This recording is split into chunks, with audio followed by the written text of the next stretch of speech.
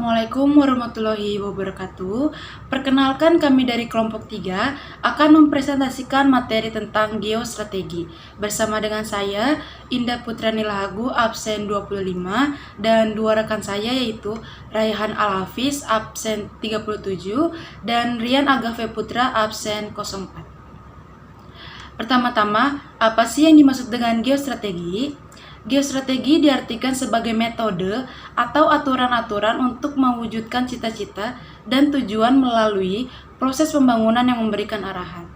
Arahan yang dimaksud yaitu bagaimana membuat strategi pembangunan dan keputusan yang terukur dan terimajinasi guna mewujudkan masa depan yang lebih baik, lebih aman, dan bermartabat.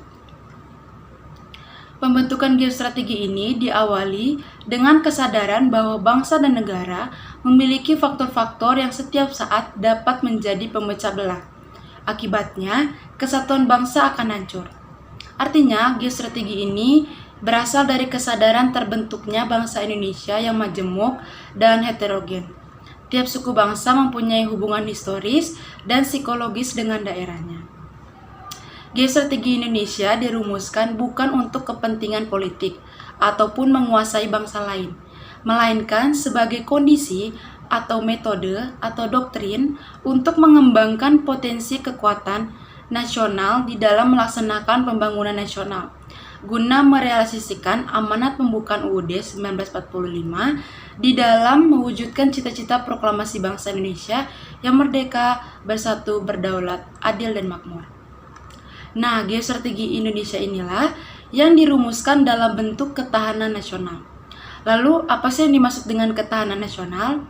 Ketahanan nasional merupakan kondisi dinamik suatu bangsa yang berisi keuletan dan ketangguhan yang mengandung kemampuan mengembangkan kekuatan nasional di dalam menghadapi tantangan dan ancaman. Materi selanjutnya dilanjutkan oleh rekan saya, Raihan. Baik, terima kasih kepada Indah Lahagu.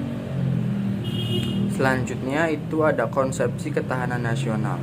Konsepsi ketahanan nasional Republik Indonesia adalah konsepsi pengembangan kekuatan nasional melalui pengaturan dan penyelenggaraan kesejahteraan dan keamanan yang seimbang, serasi, dan selaras pada seluruh aspek kehidupan secara utuh dan menyeluruh dan terpadu berlandaskan Pancasila, UUD 1945, dan wawasan Nusantara. Yang pertama ada keamanan. Berarti kemampuan bangsa melindungi nilai-nilai nasional terhadap AGHT dari luar ataupun dari dalam negeri.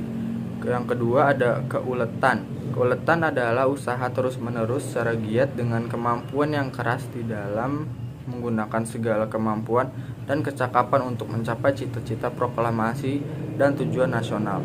Yang ketiga ada identitas. Identitas adalah ciri khas negara Indonesia dilihat secara holistik, yaitu negara yang dibatasi oleh wilayah, penduduk, sejarah, pemerintah, dan tujuan nasional, serta peranan yang dimainkan di dalam dunia internasional. Yang keempat ada ancaman. Ancaman adalah hal atau usaha yang bersifat mengubah atau merombak kebijakan dan dilakukan secara konsepsional, kriminal, dan politik. Yang kelima ada ketangguhan. Ketangguhan adalah kekuatan yang menyebabkan seseorang atau sesuatu dapat bertahan kuat menanggulangi beban. Yang keenam ada integritas. Integritas adalah kesatuan yang menyeluruh di dalam kehidupan nasional Indonesia, baik alamiah, sosial, potensi, maupun fungsional. Yang ketujuh ada gangguan.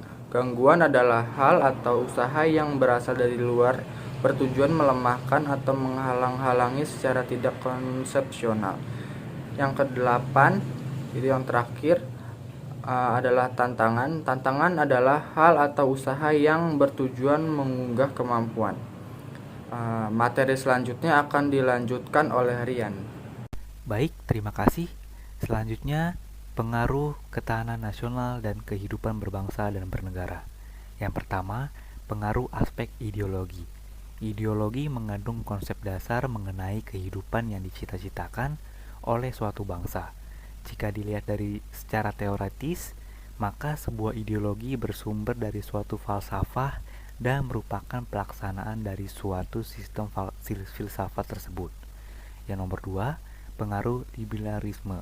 Paham liberalisme memiliki dasar-dasar kebebasan dan kepentingan pribadi yang menuntut sebuah kebebasan individu secara mutlak, di mana kebebasan yang dimaksud yaitu mengejar kebahagiaan hidup di tengah-tengah kekayaan yang sudah melimpah dan dicapai dengan bebas. Yang nomor 3, pengaruh komunisme. Komunisme adalah aliran pikiran kategori kelas atas yang diajarkan oleh Karl Marx, di mana hal itu berawal dari kritik dari Karl Marx mengenai kehidupan sosial ekonomi masyarakat di awal revolusi industri. Aliran pemikiran tersebut beranggapan bahwa negara merupakan susunan golongan kelas atas untuk menindas kelas lain. Implementasi ketahanan nasional terhadap berbagai aspek yaitu yang pertama ada aspek sosial budaya. Untuk mendukung sebuah ketahanan nasional, kita harus bisa menjaga budaya itu dan melestarikan budaya itu sendiri agar tidak punah dan tidak diambil oleh negara lain. Misal dengan membuat hak paten atau membuat hak cipta, mengumumkan kepada dunia bahwa itu hasil karya kita. Yang kedua ada aspek ekonomi. Bentuk implementasi ketahanan nasional dalam bidang ekonomi dapat dilihat pada berbagai kebijakan yang diambil seperti kebijakan ketahanan pangan, pengembangan sektor-sektor ekonomi produktif, maupun pengembangan ekonomi kreatif. Kebijakan-kebijakan tersebut ditunjukkan bagi terwujudnya kesejahteraan masyarakat. Yang nomor 3 ada aspek politik. Ketahanan nasional yang tangguh berperan sangat strategis terutama dalam aspek politik dan keamanan. Contohnya, pada pelaksanaan pemilu yang akan datang.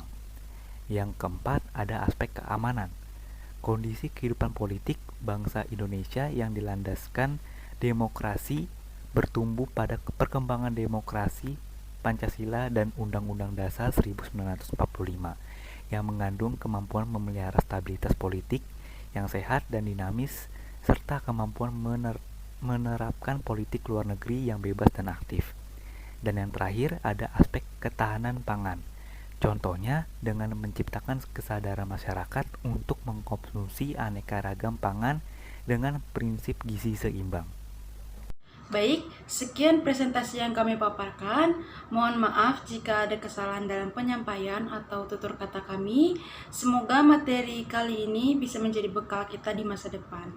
Wassalamualaikum warahmatullahi wabarakatuh.